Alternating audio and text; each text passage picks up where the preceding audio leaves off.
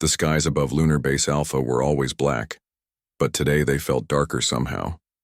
Major Alan Carter stood with his hands clasped behind his back, eyes fixed on the main screen of the communication center. His heart beat fast, but his face stayed calm.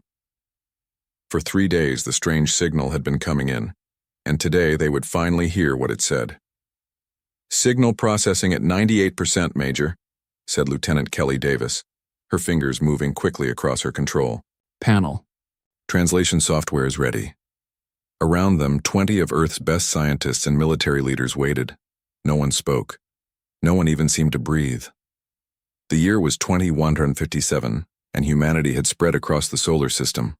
Colonies existed on Mars, several large stations orbited Jupiter, and mining operations dotted the asteroid belt. But despite all their searching, humans had never found proof of other intelligent life. Until now. "Signal locked and translation complete," Kelly announced. "Playing now." The screen flickered, and an image appeared. The being wasn't human, not even close. It had smooth blue-gray skin, 4 eyes set in a wide face, and what looked like gills on its neck. When it spoke, its mouth moved wrong, but the translation came through in clear English.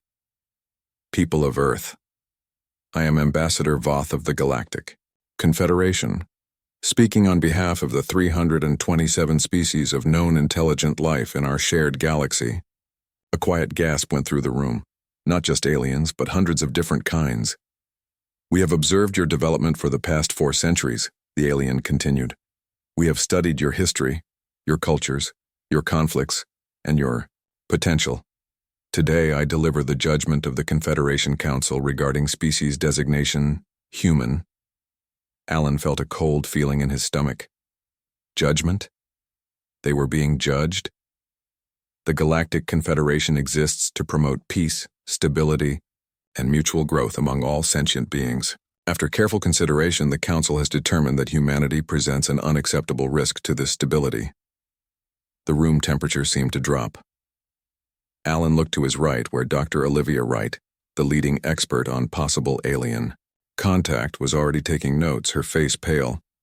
"Humans display dangerous evolutionary tendencies toward aggression, territoriality, and resource consumption beyond sustainable levels.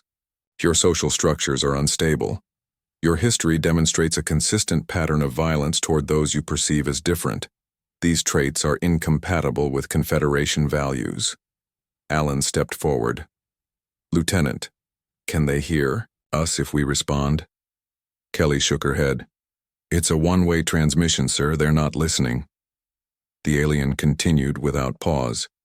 "The judgment is as follows. Earth and all human settlements will be placed under quarantine containment. No human vessel will be permitted to travel beyond the boundaries of your solar system.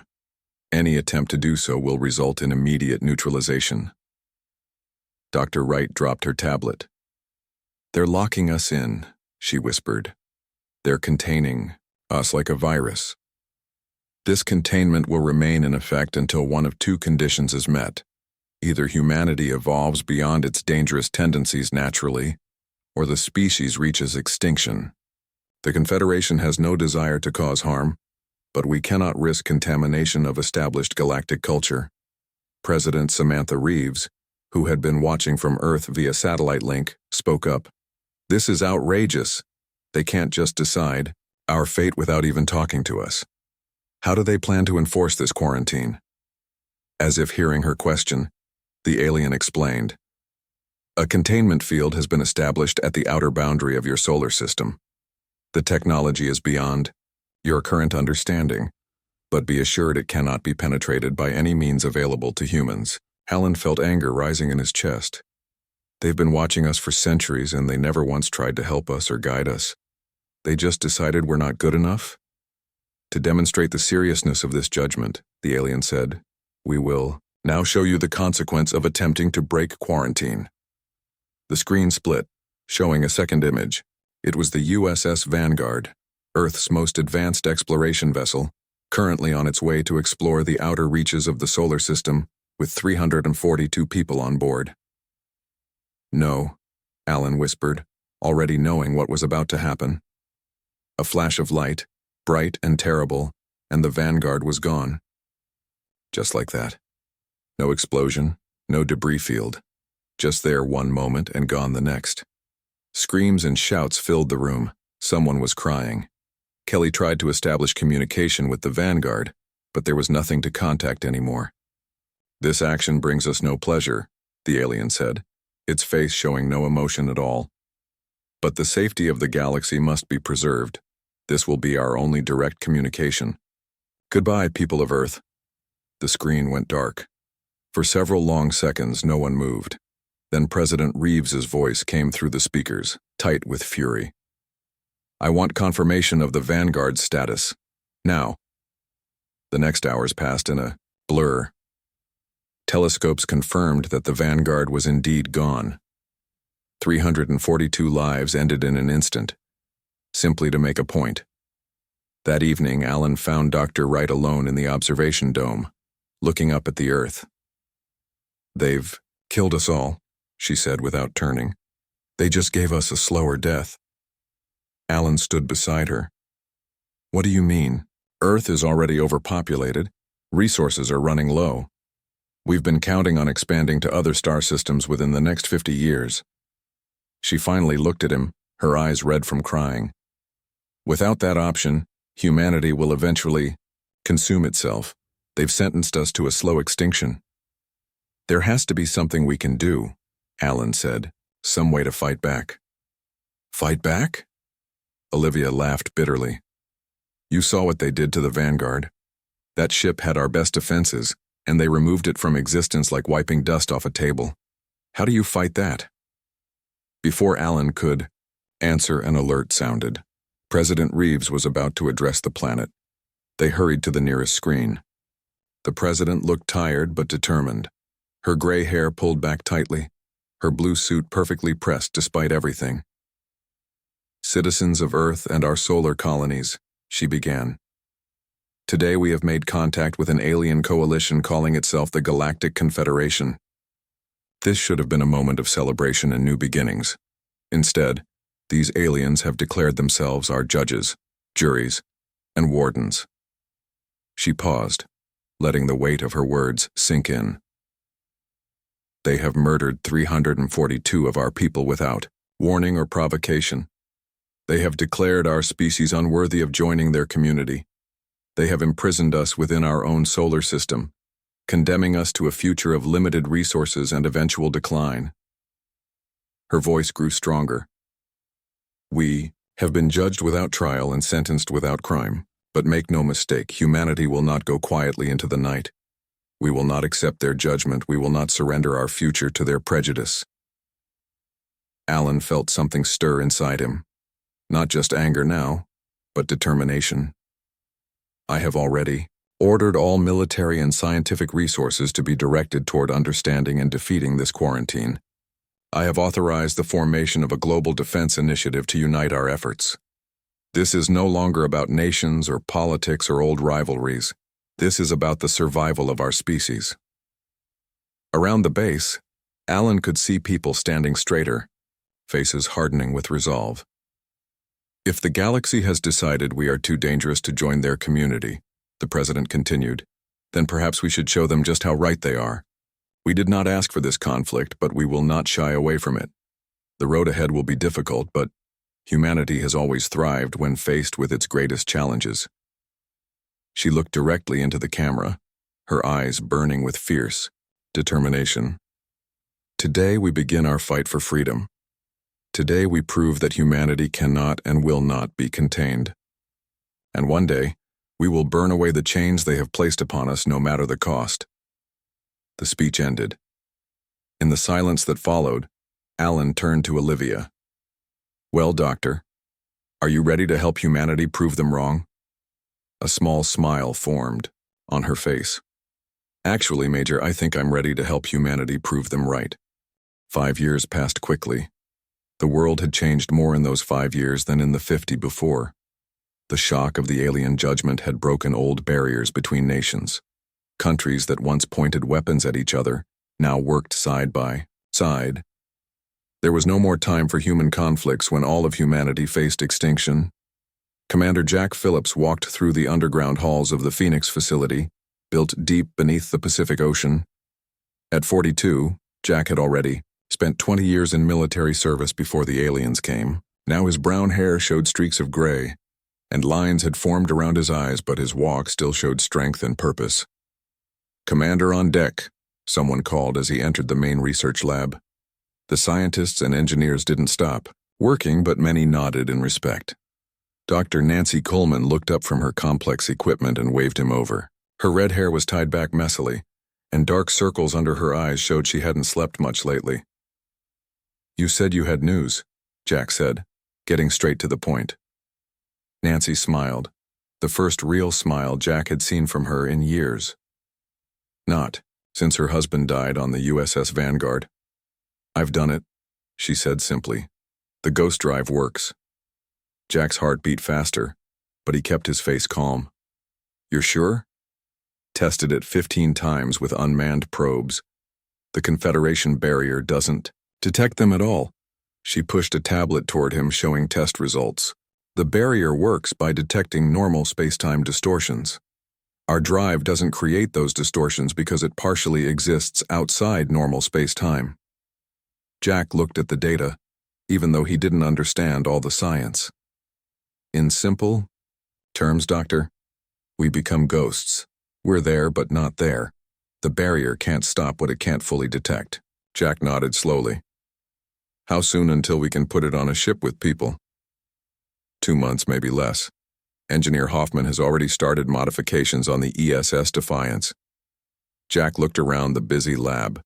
100 of Earth's best minds worked here, all focused on one goal: breaking free from the prison the aliens had put them in. "And the other project?" he asked quietly. Nancy's face became more serious. She led him to a sealed door at the back of the lab. After a scan of her eye and hand, the door opened to a smaller, even more secure room. Inside, only 3 people worked, surrounded by specialized equipment. Among them was Peter Hoffman, a short man with thick glasses who was known as the best materials engineer on Earth. Peter noticed them and came over holding what looked like a simple metal cube. "Is that it?" Jack asked. Peter nodded. "The Prometheus Protocol, version 8.3. Jack stared at the small cube. Hard to believe something so small could be so important. "Size doesn't matter with these," Peter explained. "Once activated, they self-replicate using available matter. 1 becomes 2, 2 become 4, and so on." "How fast?" "Depends on the setting. Slow mode, about 1 doubling per hour. Fast mode?" Peter hesitated. "We could reduce a small moon to its component atoms in under a day." Jack felt a chill. "And you can control them? Make sure they only destroy what we want destroyed?" "That's where Lisa comes in," Peter said, pointing to a young woman working at a complex computer station. Lisa Bennett was only 26, the youngest member of the Phoenix team. She had been a college student when the aliens came, but her genius with artificial intelligence had quickly brought her to the attention of the Global Defense Initiative. Jack walked over to her station. "Ms. Bennett." She looked up with tired eyes. "Commander, I assume Peter told you about our progress?" "He says the nanites work. I need to know if you can control them." Lisa pushed her chair back and stood up. "The nanites themselves are fairly simple. They break things down at the molecular level. The complex part is the command structure." She pointed to her screen showing complex code. "I've created a quantum entangled communication system. No matter how far apart the nanites spread, they all receive commands instantly. And if something goes wrong, if they start destroying things we don't want destroyed, triple redundant failsafes. We can shut them down remotely. They have built-in timers, and they're programmed to avoid certain molecular signatures, like human DNA." Jack nodded slowly. "So we have a way past their barrier, and we have a weapon they won't expect." "Not just a weapon," Peter added. "The nanites can be programmed to harvest materials. We won't just destroy the enemy. We'll consume them, use their own resources to make ourselves stronger." Jack felt uncomfortable with how eager Peter sounded, but he understood. The aliens had pushed humanity into a corner. Now humans would show their teeth. When will you be ready for a full demonstration? He asked. Lisa and Peter exchanged looks. 2 weeks, Lisa said. We're planning to test them on that abandoned station in Earth orbit. Good. I'll make sure it's cleared. Jack turned to leave, but stopped. You all know what's at stake. If we fail, humanity slowly dies in this solar system prison. But remember, we're not just fighting for survival, we're fighting for justice. As Jack left the secure room, Dr. Coleman fell into step beside him. There's one more thing you should see, she said, leading him to another part of the facility. They entered a large chamber where a sleek spaceship was being built. Unlike the bulky ships humans had used before, this one was smooth and predatory-looking, its black surface seeming to swallow light. The ESS Defiance, Nancy said with pride. Our first ghost ship. Captain Gregory Ward has been training with simulations for months. Jack walked around the ship slowly. How many can we build? With current resources, about 50 within the year. More if we can get additional materials from the asteroid belt. 50 ships against an entire galactic civilization, Jack said quietly. Nancy's face hardened. 50? Ships they can't detect carrying weapons they can't imagine. The Confederation thinks they know humans, Commander. They think they've seen the worst we can do. They have no idea what happens when you back humans into a corner. Jack nodded. When can I meet the crew? They're in the simulation chamber now. I can take you there. They walked through more secure corridors until they reached a large room, filled with complex equipment. In specialized chairs sat 20 men and women wearing virtual reality headsets. Their hands moved quickly, operating controls that weren't physically there. They're running combat drills, Nancy explained. Captain Ward insisted on a minimum of 500 hours in simulation before actual deployment. Jack watched them work. These would be the first humans to break free of the alien prison, the first to take the fight to the enemy. They carried the hopes of all humanity on their shoulders. How do they handle the psychological aspects, he asked. You mean knowing they might never come back? That they'll be the first to kill an alien species? Nancy's voice was cool. We selected them, carefully. Every one of them lost someone on the Vanguard, or has family suffering under resource restrictions. They're motivated. A bell sounded, and the simulation ended. The crew removed their headsets, talking among themselves about the exercise. Captain Gregory Ward noticed Jack and came over. He was tall and lean with sharp eyes that missed nothing. Commander Phillips, he said, saluting. Come to check on our progress? I hear you'll be ready to launch soon. Gregory nodded. 2 months, Dr. Coleman says. My crew will be ready. Are you prepared for what you might find out there? Jack asked. We have theories about the Confederation, but no real knowledge of their worlds, their military capabilities. With respect, sir, it doesn't matter, Gregory said firmly. They declared war on us when they killed the Vanguard crew and locked us in this cage. We'll adapt to whatever we find. Jack studied the man's face. This isn't just about revenge, Captain. We need information, technology, anything that can help Earth break free permanently. Understood, sir. We'll gather intelligence before any major strikes. Gregory's eyes narrowed slightly. But make no mistake, we will strike. The Confederation needs to learn that humanity cannot be discarded so easily. Jack placed a hand on Gregory's shoulder. Just remember the mission. Ghost in, gather intel, test the Prometheus protocol on a small target, and ghost out. Earth needs you to come back. Gregory nodded. We'll make humanity proud, sir, and we'll make the aliens regret the day they judged us. 10 years after Earth received the alien judgment, the day of action finally arrived.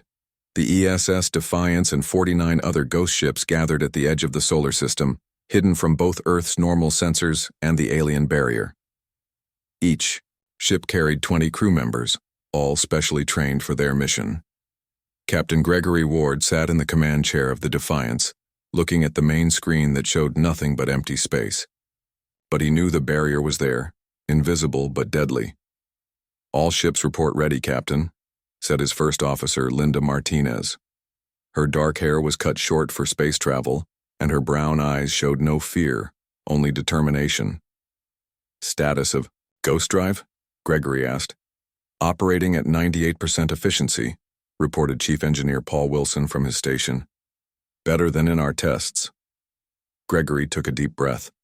This was the moment that would decide humanity's future. If the Ghost Drive failed, 50 ships and 1,000 crew members would vanish instantly, just like the USS Vanguard had 10 years ago. Send the signal to all ships, he ordered. Activate Ghost Drives on my mark.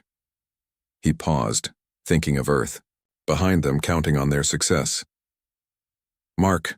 The lights dimmed slightly as the special engines came online. A strange sensation passed through the ship like a wave of cold water. On the screen, space looked the same, but instruments showed subtle differences. Ghost state achieved, Paul announced. We're partially shifted out of normal space-time. Every person on the bridge held their breath as the ships moved forward, approaching the barrier. Linda counted down the distance.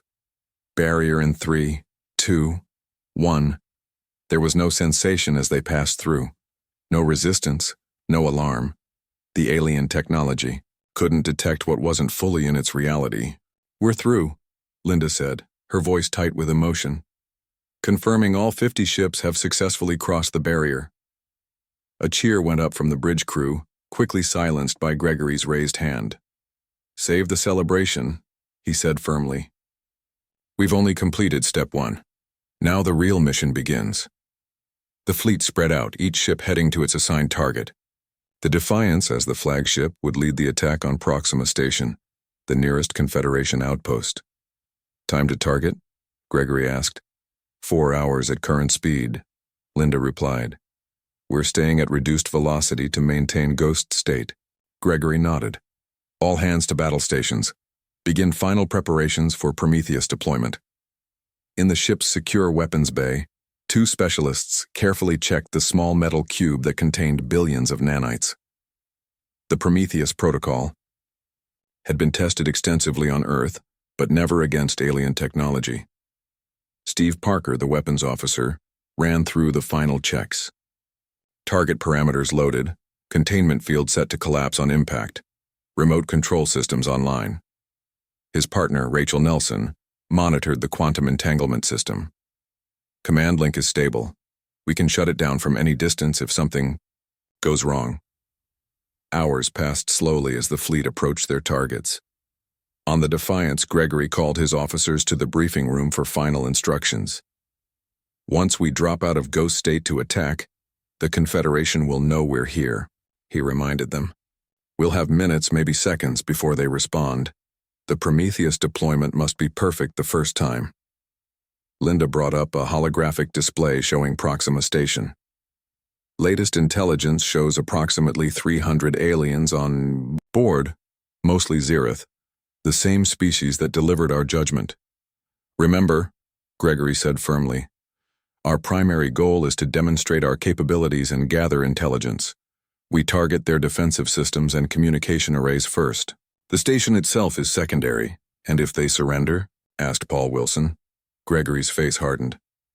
The Confederation showed no mercy to the Vanguard. They gave us no chance to explain or defend ourselves. He paused. But we're still human. If they surrender, we'll take prisoners for questioning. That's more than they did for us. As the Defiance approached Proxima Station, the tension on the bridge grew. The alien structure came into view on their screens, a massive ring-shaped station with extending arms, unlike anything humans had built. No sign they've detected us, Linda reported. Their shields are at minimum. Prepare to drop ghost state on my command, Gregory ordered. Weapons station. Ready Prometheus for immediate deployment. The crew took their positions. This would be humanity's first strike against the species that had condemned them, the first step in their fight for freedom. Drop ghost state now. Full. Power to conventional engines and weapons. The ship seemed to snap back into normal reality. Alarms immediately sounded on the alien station. They've spotted us, Linda called out. They're raising shields and charging weapons. Too late, Gregory said coldly. Deploy Prometheus. Target their main shield generators. Steve Parker pressed the launch control. Prometheus away. The small projectile shot toward the station. easily passing through the partially formed shields. It struck a power node on the outer ring and briefly glowed bright blue. At first, nothing seemed to happen. Then small points of light began spreading across the station's surface like a swarm of fireflies. Nanites are active and replicating, Rachel reported. They're targeting the station's power systems as programmed. On the screen, the lights on Proxima Station flickered. Sections of the outer hull began to dissolve, the material seemingly turning to dust that was swept away by solar winds. Alien ships launched from the station, small fighters that moved with incredible speed. "Defensive action," Gregory ordered. "All weapons free, but focus on the approaching ships. Let Prometheus handle the station." The human fleet responded immediately. Unlike the aliens, they had been preparing for this fight for a decade. The first wave of alien fighters was cut down by precisely aimed laser fire. "They're trying to communicate," Linda said suddenly, "broadcasting on all frequencies." "Let's hear it," Gregory ordered. The alien voice spoke in its own language, but the ship's computer translated. "Unknown vessels, cease your attack immediately. You are violating Confederation space and attacking peaceful monitors." Gregory laughed without humor. "Peaceful? Tell that to the crew of the Vanguard." He opened a channel. "This is Captain Gregory Ward of Earth. Your Confederation judged us, imprisoned us, and killed our people without provocation. This is our response." He cut the communication and turned to the weapons station. "Increase Prometheus activity. Show them what humans are capable of." Rachel adjusted the controls, and the nanite activity accelerated visibly. Entire sections of the station were now disappearing, the materials being converted into energy that powered the nanites' further replication. "They're trying to evacuate," Linda reported, pointing to escape pods launching from the station. Gregory watched for a moment, then made his decision. "Let them go. We want survivors to report what happened here." As the escape pods fled, the Proxima Station continued to dissolve. Where it had once been a massive structure, now only the skeletal framework remained, and even that was rapidly disappearing. "Energy readings spiking," Paul reported. "I think they're trying to self-destruct, to stop the nanites." "Too late for that," Steve said, watching his monitors. "Prometheus has already consumed their main reactor and control systems." Within minutes, there was nothing left of Proxima Station except a cloud of particles. The Prometheus nanites, having completed their task, went dormant as programmed. "Collection protocols," Gregory ordered. "Gather what we can from the debris. The nanites have converted most of the station's mass into useful materials we can use." As collection drones gathered the transformed matter, Gregory opened a channel to all human ships. "This is Captain Ward. Status reports from all vessels." One by one, the other ships reported similar successes. Across several star systems, Confederation outposts and monitoring stations had been reduced to their component particles. The attacks had been so swift and unexpected that few had even managed to send distress signals. "Phase 1 complete," Gregory announced to his crew. "The Confederation now knows that their barrier has failed. They know humans are free, and they know the price of underestimating us." Linda approached his chair. "Orders, Captain?" Gregory's face showed no joy in their victory, only grim satisfaction. "Gather all the intelligence and materials we can, then fall back to Rally Point Alpha. We'll analyze what we've learned and prepare for Phase 2. He looked at the empty space where Proxima Station had been and added quietly, "The galaxy banished Earth. Now they'll learn that was the worst mistake they ever made." 3 years had passed since humanity's first strikes against the Galactic Confederation. 3 years of careful, strategic attacks that left alien outposts and military bases reduced to dust. The Confederation, once so confident in their power, now faced an enemy they could neither contain nor predict. Field Marshal Diane Rivers stood on the bridge of the ESS Avenger, the largest human vessel ever built. At 53 years old, with steel-gray hair and eyes that had seen too much war, she commanded the respect of every person in the human fleet. "Status report," she ordered, her voice calm despite the importance of the day ahead. Admiral Steve Parker, once a weapons officer on the Defiance, now responded from his station. All 120 ships report ready, Marshal. Ghost drives functioning at optimal levels. Prometheus weapons primed on all vessels. Diane nodded. The human fleet had grown rapidly, using materials harvested from their victories to build more ships. Each vessel carried improved versions of the technology that had won their first battles. And our target? Helios Prime remains unaware of our approach, Steve replied. Their defensive grid is active, but it can't detect us in ghost state. Helios Prime, the capital world of the Galactic Confederation, home to the council that had judged humanity unworthy and sentenced them to slow extinction. Today, that judgment would be reversed. Communications, prepare the message I recorded. Be ready to broadcast on all frequencies when we drop ghost state. Lieutenant Karen Young nodded. Message ready, Marshal. Diane turned to her second-in-command, General Rick Foster. Remember, no attack until I give the order. This operation is different from our previous strikes. Rick looked troubled. The crews won't like waiting. They've come to destroy the heart of the Confederation, not talk to it. I understand their feelings, Diane said. But we've proven our point with 30 destroyed outposts and bases. Now we need to end this war, not just continue it. The fleet approached Helios Prime, a beautiful blue-green world surrounded by orbital stations and defensive satellites. None of their sensors detected the human ships sliding through space-time like ghosts. Position achieved, Steve announced. We're in optimal broadcast range. Diane took a deep breath.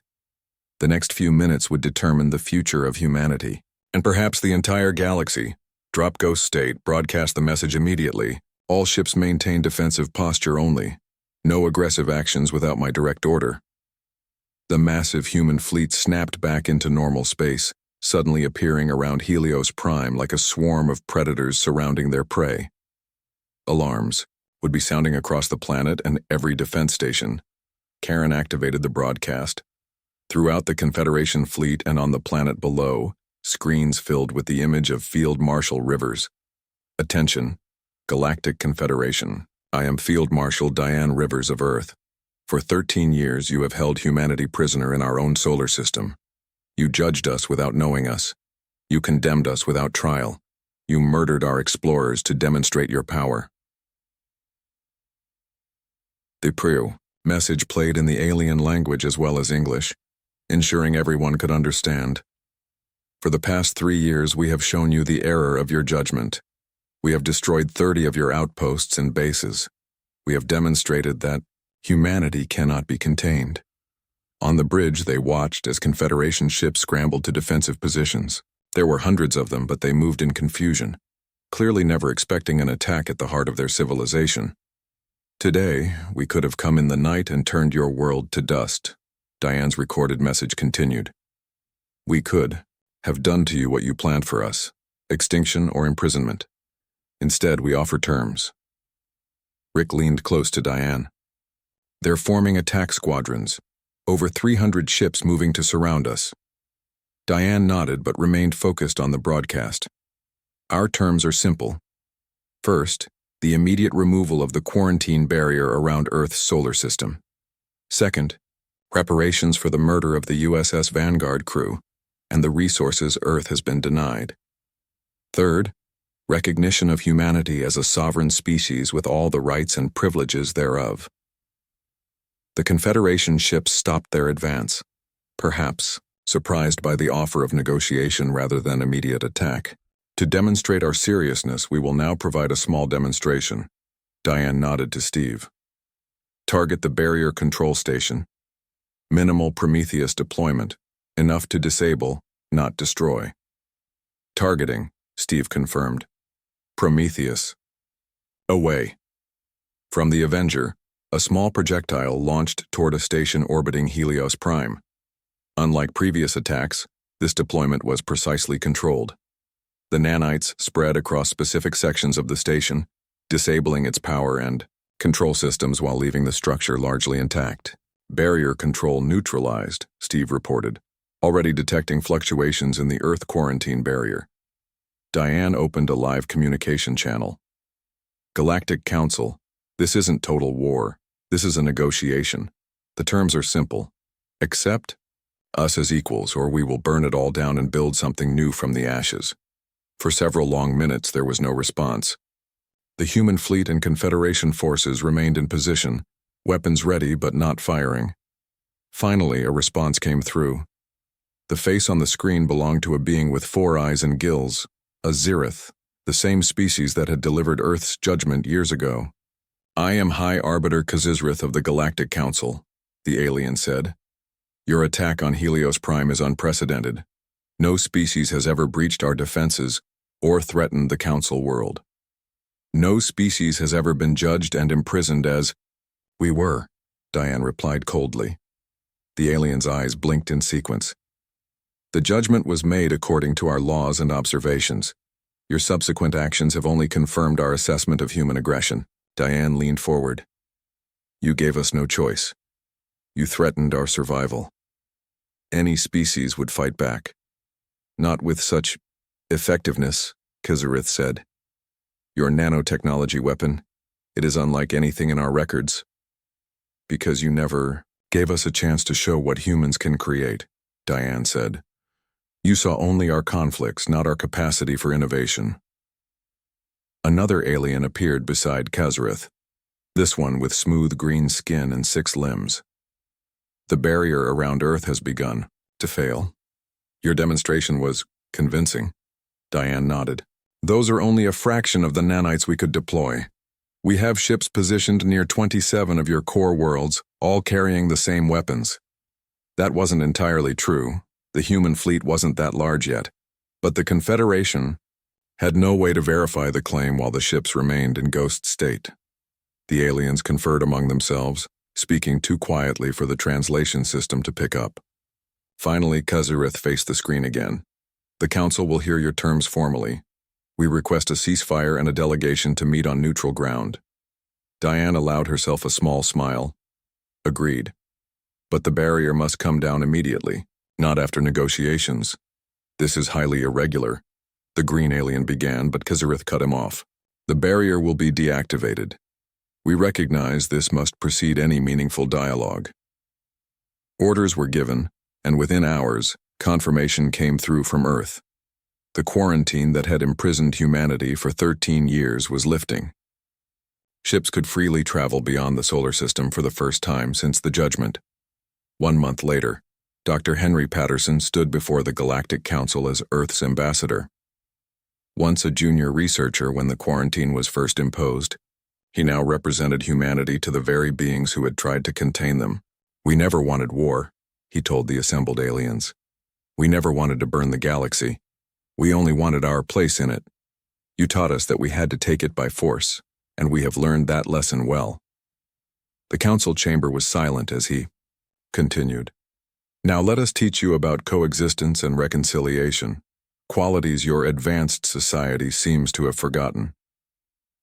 Kuzrith, now representing the council in negotiations rather than delivering judgments, responded carefully.